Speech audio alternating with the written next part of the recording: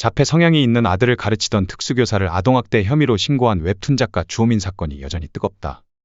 법무법인 존재 노종원 변호사가 이 사건을 법적으로 해석했다. 노종원 변호사는 우선 변호사 비용을 지불 안 하고 선임계를 제출하는 게 가능하다. 그리고 그런 경우도 꽤 있다. 돈을 받고 안 받고는 변호사의 자유니까. 선임계 제출하고 기록 파악하고 안 하는 경우도 있긴 있다. 형사 사건 같은 경우에는 더더욱 이런 경우가 발생한다고 짚었다. 이어 변호사 사임 이슈에 대해 아마 주호민 씨가 국선으로 가고 사선으로 뺀 게 변호사에 대한 배려 차원인 것 같다. 변호사는 의뢰인의 결정에 따라가는 거니까. 주호민 씨가 변호사들이 사회적으로 비방을 받을까 봐 보호 차원에서 말씀한 것 같기도 하다. 변호사는 의뢰에 따라서 의뢰인의 의사에 따르는 사람이라고 설명했다. 또 주호민이 탄원서를 제출한 것에 대해서는 탄원서 자체는 무죄 판단에 영향을 주지 않는다. 다만 유죄가 나온다면 양형에 반영될 거다. 현 시점에서는 법적인 의미가 있다기보다는 전 국민이 알 정도의 사건이 된 거니까 그런 측면을 생각해서 탄원서를 제출한 것 같다면서 이 사건은 민사가 아니라서 고소 취하를 하더라도 법원에서 끝까지 판단할 수밖에 없다고 얘기했다. 끝으로 노 변호사는 고소 취하는 가능하지만 아동학대는 고소인의 의사는 처벌에 영향을 주지 않는다.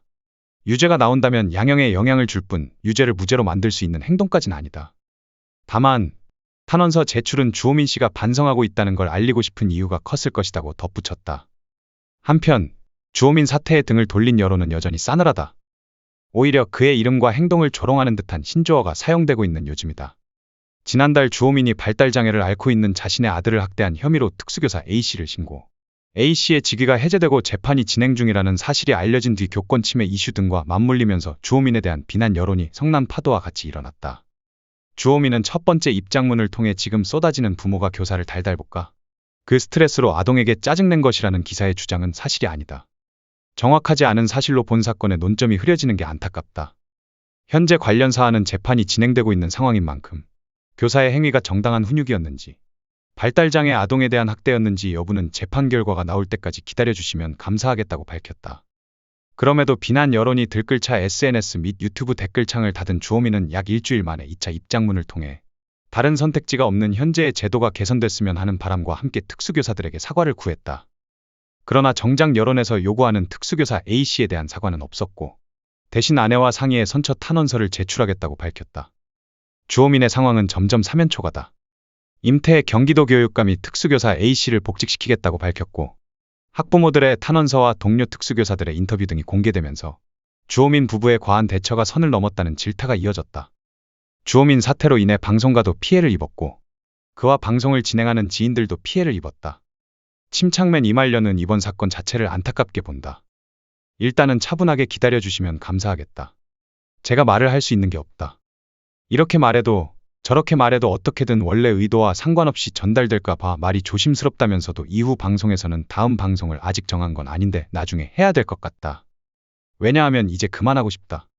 계획이었다. 9월 추석쯤까지 하고 오물일 수도 있다는 의미심장한 말을 남겼다. 변호사 선임과 관련한 3차 입장문이 나왔지만 여전히 싸늘한 여론이다. 이 가운데 일부 네티즌들은 주호민의 이름 등을 신조어로 사용하고 있다. 이들은 호민스럽다는 신조어를 자신에겐 관대하고 남에겐 엄격한 사람이라는 뜻이라고 설명하며 이번 사태를 통해 보여지는 주호민의 행동을 조롱했다. 앞선 유명인의 이름이 신조어로 사용된 것과 동일선상에 두면서 주호민의 행동을 내로남불이라 비난했다. 또한 주호민이 입장문을 3번 낸 것을 두고 작가의 입장문 연재라고 조롱하기도 했다. 주호민이 3번의 입장문을 발표한 것을 둔 것을 비난하는 행태로 이들은 성난 여론의 질문과 요구는 무시하고 해명하고 싶은 부분만 칼같이 나서는 모습이 너무 소인배 같다고 꼬집었다.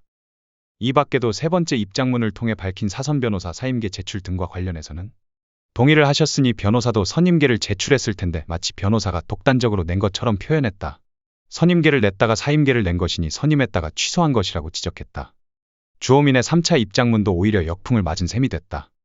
주호민은 앞서 어떠한 해명도 받아들이기 어려울 만큼 분노가 깊은 상황에서 저희의 이야기가 어떻게 받아들여질지 짐작도 할 수 없고 두려운 마음이다. 그래도 물으시는 것에는 시간이 걸리더라도 답하겠다. 다 하지 못한 이야기와 여전히 필요한 이야기가 있다면 앞으로 계속 성실하게 답변드리겠다고 밝혔다. 주호민의 말대로라면 앞으로도 그는 여론의 움직임, 의문점 등에 대해 재차 입장을 밝힐 것으로 보인다. 하지만 입장을 내면 낼수록 역풍은 거세지고 있는 상황이다. 주호민은 특수교사에 대한 사과 또는 재판 승소 두 가지 갈림길에 서 있다. 주호민의 자폐 아들을 위한 잘못된 사랑이 이제는 아들에게까지 역풍을 맞고 있다. 아들이 서울 시내의 한 초등학교로 전학 간다는 소식에 추측되는 학교 학부모들은 비상이 되었고, 온라인상에 언급된 해당 초등학교의 특수학생은 3명으로 학급 수는 2개 반이 형성돼 있다. 그러나 아직 여름방학이기 때문에 주 작가가 실제 이 학교로 아들을 전학시켰는지는 확인이 어려운 상황이다. 학부모들은 또 일반 학급으로 전학을 간 것이냐? 학교 아이들도 선생님들도 초비상이겠다. 주씨 아들을 과연 누가 감당할 수 있을까? 같은 특수학급반 학생들은 뭔 죄냐 등의 댓글을 남겼다. 또 아동보호 관점에서 자폐성 장애를 갖고 있는 주 작가의 자녀가 사회적으로 지나친 관심의 대상이 되는 것에 대한 우려 섞인 의견도 존재했다. 한편 주호민이 과거 워터마크 입장문이 재조명받고 있다. 참고로 보통 저작권이 있는 패턴이나 이미지를 사용하기 위해 돈을 줘야 하는데, 돈 안 주고 쓰는 사람들을 방지하기 위해 만든 것이 워터마크이다. 하지만 주호민은 전시회에서 걸린 그림에 워터마크가 있는 패턴을 사용하여 다음과 같이 구구절절하게 해명을 쓴 바 있다. 지난 호민과제환 전시회에 출품된 계단에서 뭐하는 거지? 라는 설치 작품에 사용된 위장무늬 패턴에 대하여 말씀드립니다. 원래는 제 작품짬에 들어간 구형 위장무늬 패턴을 사용할까 하다가 시대가 바뀐 만큼 디지털 무늬로 넣어야겠다고 생각하고 인터넷에 위장무늬 패턴을 검색해 다운로드해서 사용했습니다. 사용된 이미지에 워터마크가 박혀 있는지 몰랐습니다. 전시 시작 직후 관객분께서 알려주셔서 뒤늦게 구입하였습니다. 알게 된 후로는 그것만 보이더군요. 2가지의 잘못이 있었습니다. 확인을 안 하고 사용한 것, 그래서 7m짜리 그림을 그 상태로 전시하게 된 것, 죄송합니다. 앞으로는 잘 확인하겠습니다.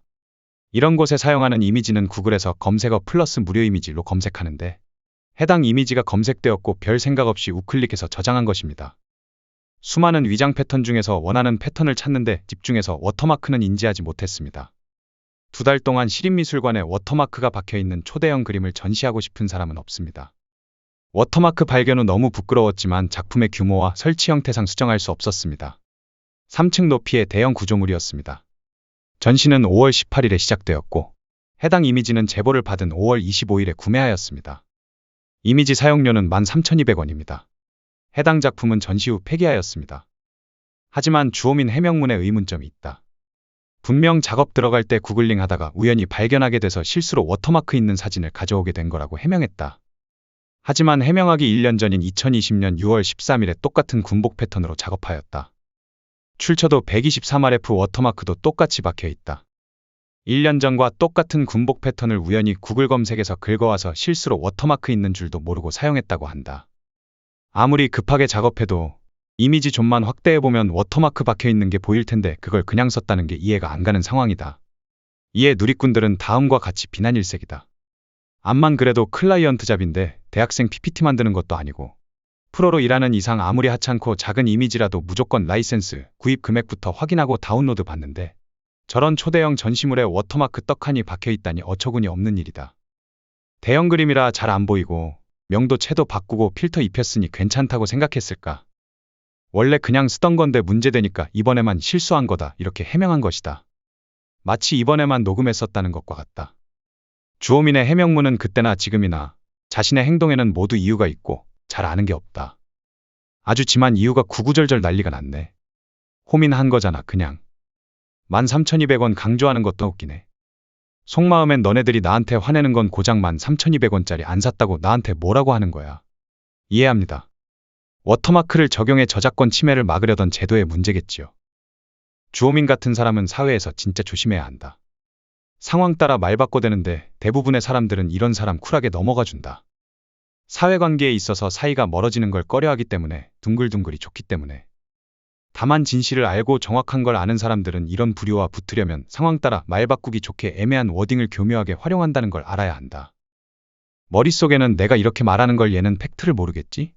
이게 항상 박혀있다. 즉, 호민 부류의 화술과 대화 패턴은 상대방이 팩트 검증하다가 논점을 흐리거나 떡밥이 흐름을 벗어날 때까지 이 짓을 하는 거다. 역대 입장문들만 봐도 그런 패턴이 계속 나오듯이 입장문을 연재해 그 취약점을 보완하는 또 다른 애매한 표현을 팩트라고 주장하며 상대 측의 의견이 거짓이라는 듯 호도하는 토론 방식이다. 이렇게 흐름이 왔다 갔다 하면서 지치게 만드는 게 목적이고, 이 지루함으로 언젠가는 아 좀 그만해 이 반응을 기다리며 묻히기를 이끌어내는 방식이다. 다른 사람은 간단하게 나쁜 사람이지만 나만은 복잡하게 좋은 사람이다. 앞으로 주호민의 입장문 연재는 계속될지 귀추가 주목된다. 시청해주셔서 감사합니다.